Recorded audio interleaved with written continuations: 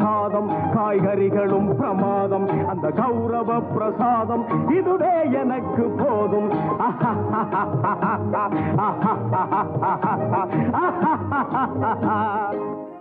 Hi friends, welcome to அல்லீஸ் தர்பார். இந்த நாள் இனிய நாளாக அமைய வாழ்த்துக்கள். வரலட்சுமி நோன்புக்குங்க அம்பாளுக்கு படைக்கிற பிரசாதத்தில் ஒன்றான கொழுக்கட்டைங்க, பூரணம் வச்சு செய்கிற அந்த கொழுக்கட்டை. அது மேல் மாவு எப்படி தயார் பண்ணணும், பூரணம் எப்படி தயார் பண்ணி கொழுக்கட்டை நம்ம ரெடி பண்ணி செய்யணுன்றதை தாங்க இப்போ நான் உங்களுக்கு செஞ்சு காட்ட போகிறேன். இதே மெத்தடை நீங்கள் ஃபாலோ பண்ணி செஞ்சு அம்மனுக்கு படைச்சி கும்பிடுங்கங்க. போன வருஷமும் இதை நான் அப்லோட் பண்ணியிருக்கேன், அதோட லிங்க்கையும் கொடுக்குறேன். இப்போ இந்த வருஷத்துக்கும் 2024 இந்த வருஷத்துக்கும் நான் இதை எப்படி செய்கிறதுன்னு உங்களுக்கு செஞ்சு காட்டுறேன். நீங்கள் இதை டிப்ஸை தவறாமல் ஃபாலோ பண்ணி இதே மெத்தடில் செஞ்சு பாருங்கள். சூப்பராக கொழுக்கட்டை விண்டு போகாமல் வெடித்து போகாமல் நல்லா சாஃப்டாக அவ்வளோ சூப்பராக இருக்குங்க. வாயில் சாப்பிடும்பொழுதே அவ்வளோ மிருதுவாக அந்த பூரணமும் மாவும் சேர்த்து தின்னுக்கிட்டே இருக்கலாம் போல் இருக்குங்க. அவ்வளோ சாஃப்டாக இருக்கும். டெஃபினட்டாக சொல்கிறேங்க, நான் எவ்வளோ நாளாக இதே மெத்தடில் தான் நான் செய்கிறேன். எங்களுக்கு நல்லா வருதுங்க. அதே மாதிரி தான் நான் உங்களுக்கு செஞ்சு காட்டுறேன்.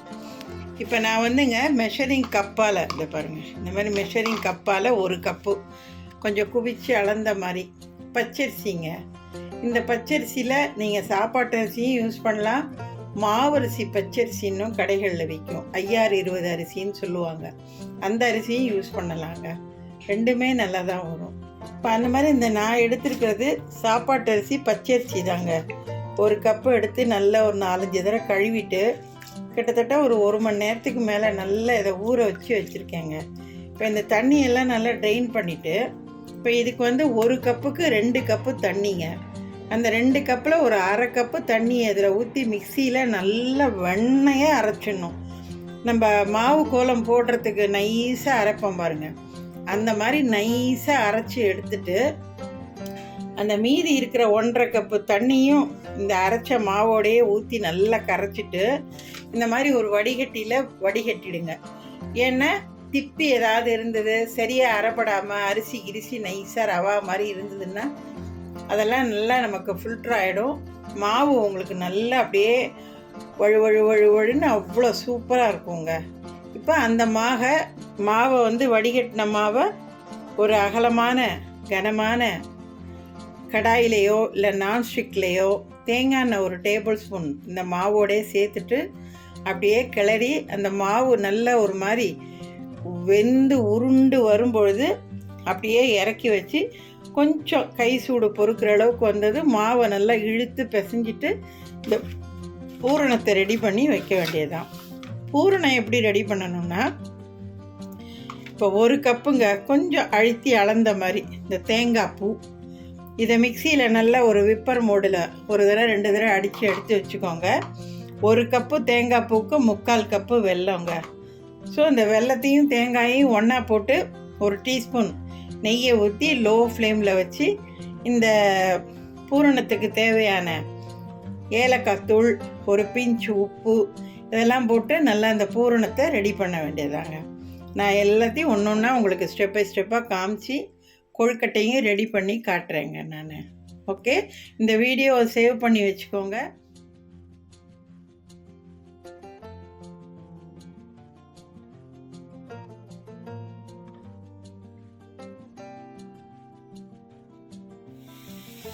இப்போ பாருங்கங்க, இந்த தேங்காயும் கலந்து வச்ச வெல்லத்தையும் ரெண்டையும் ஒன்றா கலந்துட்டு நல்லா லோ ஃப்ளேமில் ஒரு பிஞ்சு உப்பை சேர்த்துட்டு நெய்யும் 1 ஸ்பூன் சேர்த்துட்டு அப்படியே வதக்கிட்டு இருக்காங்க. சீக்கிரம் நமக்கு பூரணம் ரெடி ஆகிடுங்க. இந்த மாதிரி தேங்காயும் வெல்லத்தையும் டைரெக்டாக நம்ம சேர்த்து பண்ணும்போது. நீங்கள் இதை குப்பை இருக்கும்னு பயப்பட்டீங்கன்னா கொஞ்சமாக தண்ணி ஊற்றி ஒரு 1/4 கப்பு அளவு தண்ணி ஊற்றி பாகை நல்லா கரைஞ்சதும் வடிகட்டிட்டு அந்த வெள்ளை பாகோட இந்த தேங்காய் பூவை சேர்த்தும் நீங்கள் பூரணம் ரெடி பண்ணலாம். அது நீங்கள் வச்சுருக்கிற வெல்லத்தை பொறுத்துங்க. குப்பையாக இருக்கா சுத்தமாக இருக்கான்னு செக் பண்ணிக்கிட்டு அதுக்கு தகுந்த மாதிரி பூரணத்தை ரெடி பண்ணுங்கள். டைரெக்டாகவும் பண்ணலாம், பாகு வச்சும் பண்ணலாம். நான் இப்போ டைரெக்டாக தான் பண்ணிக்கிட்டு இருக்கேன். நான் இந்த மேல் மாவுக்கு ஒரு பிஞ்சு உப்பை சேர்த்துட்டு நல்லா இந்த மாதிரி ஒரு விஸ்கு வச்சு கரைச்சிக்கோங்க. விஸ்கு வச்சு தான் கரைக்கணும்னு இல்லை, கையாலையும் கரைக்கலாம், கரண்டியாலையும் கரைக்கலாம். விஸ்கு வச்சு கரைச்சிங்கன்னா கட்டி இல்லாமல் ஒரே ஈவனாக அடியிலெல்லாம் மாவு தங்காமல் நல்லா சூப்பராக கரைச்சிருங்க. பாருங்கள், நம்ம அரைச்சி வடிகட்டினதும் இந்தமாரி நைஸாக நொரன்னு இருக்குது பாருங்கள். அது நம்ம என்ன தான் மிக்சியில் வழுவழுன்னு அரைச்சா கூடங்க அந்த அடியில் இந்த மாதிரி லைட்டாக கப்பி தட்டுங்க. அதுக்காக தான் அதுமாரி வடிகட்டிக்க சொல்கிறது. இப்போ பாருங்கங்க, இப்போ இந்த மாவை ஊற்றி இந்த மாதிரி கொஞ்சம் மீடியம் ஃப்ளேமில் வச்சுட்டு கொஞ்சம் கை விடாமல் கிண்டிக்கிட்டே இருக்கணுங்க. இது இன்னும் ஒரு ஃபியூ செகண்ட்ஸ் ஆனதும் நம்மளால் கிண்டவே முடியாது, மாவு நல்லா இறுக ஆரம்பிச்சிருங்க அப்படியே. இப்போ பார்க்க நமக்கு தண்ணியாக தான் இருக்கும், பயமாகவும் இருக்கும். ஐயோ இந்த மாவில் எப்படி சொப்பு பண்ணுறது, மாவு வருமா அப்படின்னு நமக்கு பயமாக தான் இருக்கும். பயப்பட தேவையில்லை, நேரம் ஆக ஆக நல்லா கெட்டியாகிடுங்க. இப்போ பாருங்கங்க, இந்த மாவை கிண்டிக்கிட்டே இருந்தேன், பாருங்கள் நல்லா கெட்டியாகிடுச்சு பாருங்கள். மாவு சூப்பராக வந்துச்சு பாருங்கள், ஒட்டவே இல்லை பாருங்கள். பார்த்தீங்களா, இந்த தேங்காய் எண்ணெய் ஊற்ற சொல்கிறது அதுக்கு தாங்க. அண்ட் மோரோவர் நான்ஸ்டிக்கில் நம்ம பண்ணும்போது இந்தமாரி அடியில் ஒட்டாமல் நல்லா பந்து மாதிரி சுருண்டுக்கிட்டு அழகாக வருங்க நல்லா. அவ்வளோதாங்க. இது அப்படியே ஒரு மூடி போட்டு ஒரு 5 மினிட்ஸ் அப்படியே லோ ஃப்ளேம்லேயே இருக்கட்டும். அப்புறமா அடுப்பை ஆஃப் பண்ணிவிடுங்கங்க. மாவு வெந்துருச்சான்னு பார்க்கறதுக்கு இந்த மாதிரி தண்ணியில் கையை அலசிட்டு இது வருங்க, இப்படி வச்சு தொட்டிங்கன்னா கையில் ஒரு துளி கூட மாவு ஒட்டலை பாருங்கள். இதாங்க பக்குவம். ஓகே, இப்போ இது வெந்துருச்சு. ஒரு ஃபியூ செகண்ட்ஸ் அடுப்பில் அந்த சூட்லேயே இருக்கட்டுங்க. அப்புறமா நம்ம மாவு எடுத்து பிசைஞ்சு சொப்பு பண்ணுவோம். இப்போ பாருங்கங்க, இந்த பூரணமும் ரெடி ஆகிடுச்சு பாருங்கள். இங்கே பாருங்கள், அவ்வளோதாங்க. இதுவும் நீங்கள் இந்த மாதிரி தண்ணியில் கையை வச்சுக்கிட்டு இப்படி தொட்டு பார்த்தீங்கன்னா இந்த பாருங்கள் கையில் பிசு பிசுன்னு ஒட்டாது. அதுதான் பூரண பக்குவமும். நீங்கள் போட்டு கிண்டுறீங்கன்னா அப்படியே கமர்கட்டு மாதிரி அப்படியே இறுகி போயிடுங்க. அப்படியே இந்த மாதிரி பூரணம் உருட்டவே வராது உங்களுக்கு. கொஞ்சம் தளன்னு இருக்கும்போதே அடுப்பை ஆஃப் பண்ணிடணும் நீங்கள். அப்போ தான் ஆறுன நல்லா ரூம் டெம்பரேச்சருக்கு வந்ததும் இந்த பாருங்கள் இந்த மாதிரி நல்லா உருட்டை ஈஸியாக வரும். உருட்டவும் அது அதே சமயத்தில் நம்ம அப்படியே உருண்டையை அழுத்தினோன்னா நல்லா பிசு பிசுன்னு உங்களுக்கு உருண்டை நல்லா உடப்பட்டுறது பாருங்கள். இதாங்க பக்குவம். இதோட அளவுகளையெல்லாம் நான் டிஸ்கிரிப்ஷன் பாக்ஸில் கொடுத்துட்றேன். இப்போ பாருங்கங்க, இந்தமாரி ஒரு தட்டில் எண்ணெயை வச்சுக்கிட்டு இந்த பாருங்க இந்தமாரி கையால் நல்லா மாவு எடுத்து இந்தமாரி நல்லா அழுத்தி பிசைஞ்சிக்கோங்க. பிசைஞ்சிங்கன்னா நல்ல ஒரு டஃப்பாக ஒரு டோ கிடச்சிடும். அவ்வளோதான். இந்த பாருங்கள், இந்த மாவு வெந்து அப்படியே வச்சு மூடி வச்சுருக்கேன். இதை இப்போ இதை நல்லா கை பொறுக்கிற சூட்டுக்கு வந்துடுச்சு மாவு. இப்போ இதை எடுத்து இந்த மாதிரி கட்டிக்கிட்டி இல்லாமல் நல்லா இந்தமாரி அழுத்தி நல்லா பிசைஞ்சு ரெடி பண்ணி வச்சுக்கிட்டு சொப்பில் வச்சு செய்ய வேண்டியது தான். பூரணத்தையும் இந்த மாதிரி சின்ன சின்ன உருண்டைகளாக உருட்டி ரெடி பண்ணி வச்சுக்கிட்டு சொப்பு பண்ணுங்கங்க. நான் சொப்பெல்லாம் பண்ணிட்டு இட்லி பானையில் வைக்கிறதுக்கு முன்னே உங்கள்கிட்ட காமிச்சிட்டு செய்கிறேன். இப்போ பாருங்கங்க, எல்லாம் கொழுக்கட்டையெல்லாம் இந்த அச்சியில் வச்சு அழகாக எல்லாம் பிடிச்சிட்டாங்க. ஒரு 10 உருண்டை தான் மிச்சம் இருக்குது அந்த 1 கப்பு தேங்காய் பூக்கு. இப்போ தண்ணி இந்த மாதிரி நல்லா தளதளன்னு கொதிக்கும் பொழுது தாங்க நீங்கள் கொழுக்கட்டையை வேக வைக்கணும். நீங்கள் அப்போ தான் சட்டுன்னு சீக்கிரம் வேகும் உங்களுக்கு.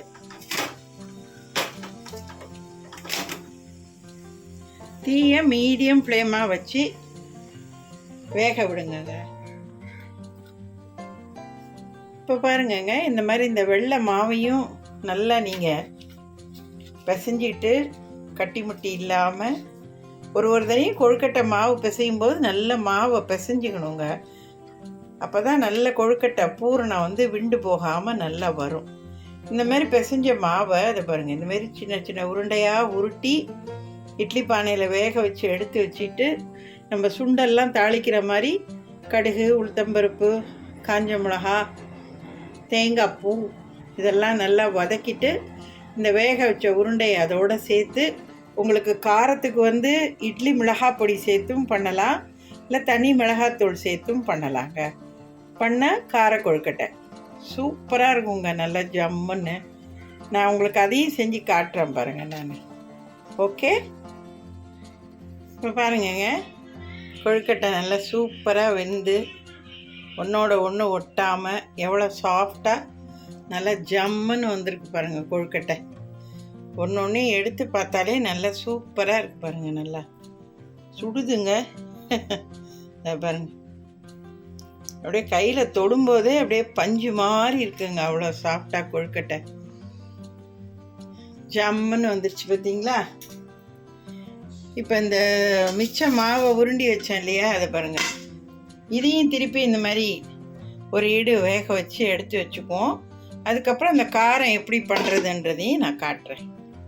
ஓகே, இப்போ பாருங்கங்க,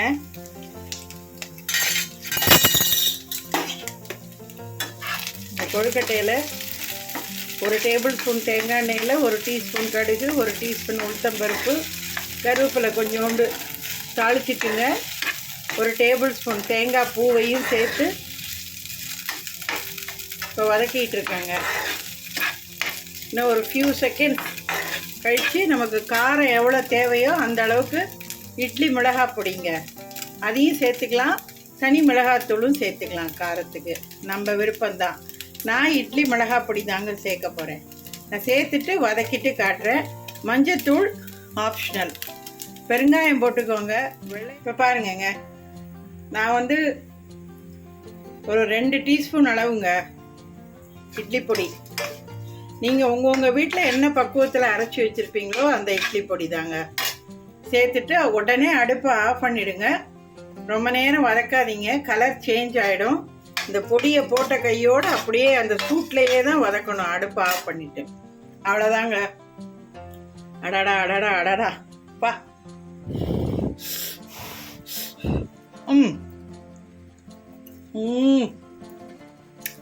செமையாக இருக்குங்க, தின்னுக்கிட்டே இருக்கலாம் போலக்கு. உப்பு வந்து நம்ம மேல் மாவில் மாவு கரைக்கும் போது போட்ட உப்பு தாங்க. உங்களுக்கு அந்த உப்பே போதும்னா நிறுத்திடுங்க. பத்தலைன்னா மேலே லேசாக எவ்வளோ தேவையோ அதை ஆட் பண்ணிக்கோங்க. ஓகே, இப்போ நான் உங்களுக்கு சர்வ் பண்ணுறேங்கண்ணா.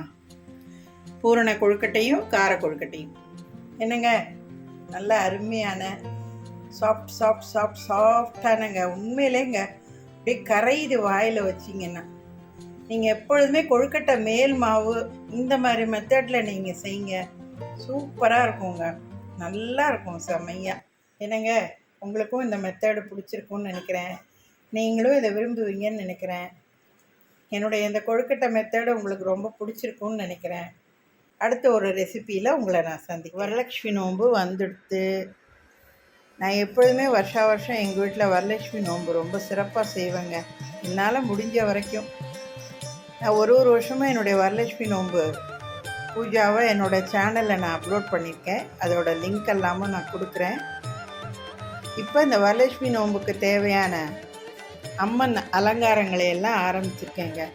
இந்த வருஷம் நான் புதுசாக வாராகி அம்மனை அலங்காரம் பண்ண போகிறேங்க. அதுவும் நான் வருஷம் வெள்ளியிலேயே முகம் வச்சுருக்கேங்க, அதையும் நான் அலங்காரம் பண்ண போகிறேன். ஸோ இப்போ ஒன்று ஒன்றா எல்லாம் நான் ரெடி பண்ணிகிட்ருக்கேங்க. இப்போ இந்த அம்மனுக்கெல்லாம் அலங்காரம் பண்ணுறதுக்கு தேவையான ஜுவல்லரிஸ், அசசரிஸ், காசு மாலை, தாலி, பொட்டு எல்லாம் ரெடி பண்ணி வச்சுருக்கேங்க. மாலை எல்லாம் நான் ஸ்டெப் பை ஸ்டெப்பாக ஒன்று ஒன்றா நான் எல்லாம் அலங்காரம் பண்ணிவிட்டு உங்களுக்கு நான் வீடியோ போடுறேன். அண்ட் மோரோவர் இங்கே பாருங்கள்,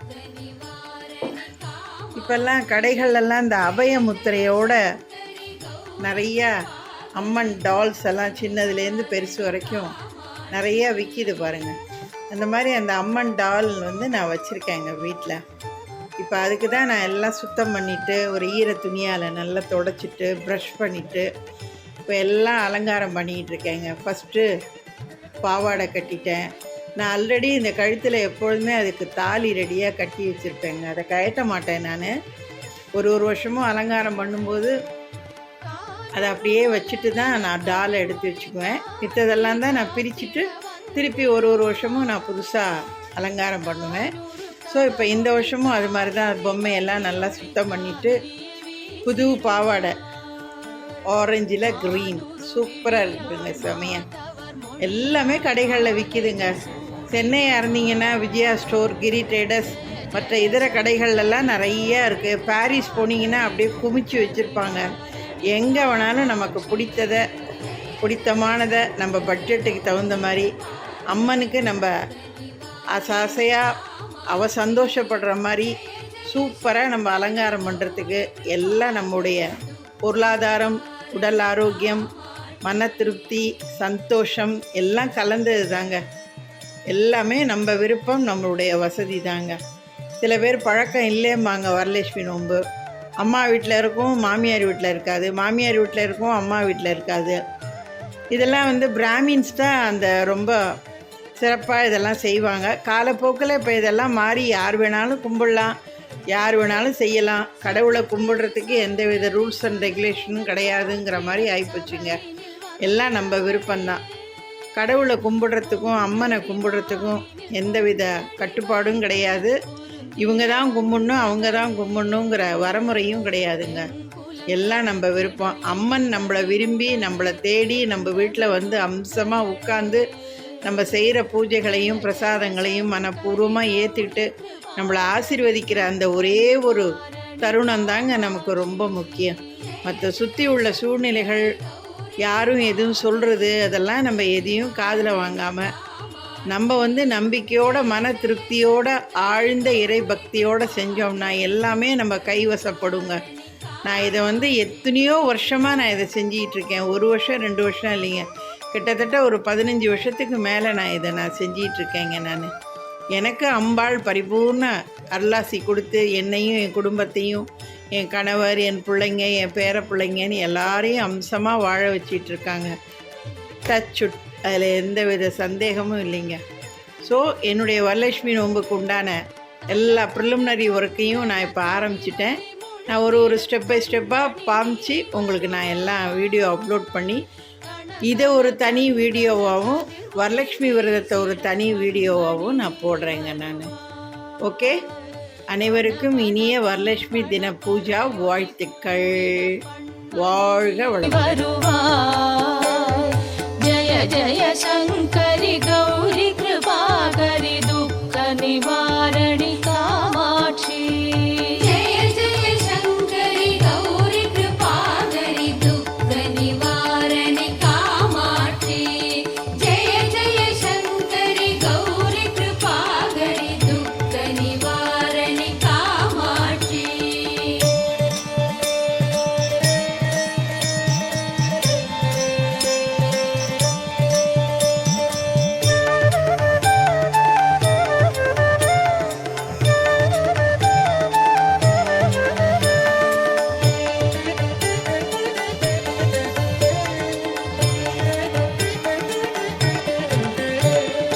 பஞ்சமி பைரவி பர்வத புத்திரி பஞ்சனல் பாணியளே, கொஞ்சிடும் குமரனை குணமிகு வேழனை கொடுத்தனல் குமரியளே. சங்கடம் தீர்த்திட சமரது செய்தனர் சக்தியனும் மாயே. ஜய ஜய சங்கர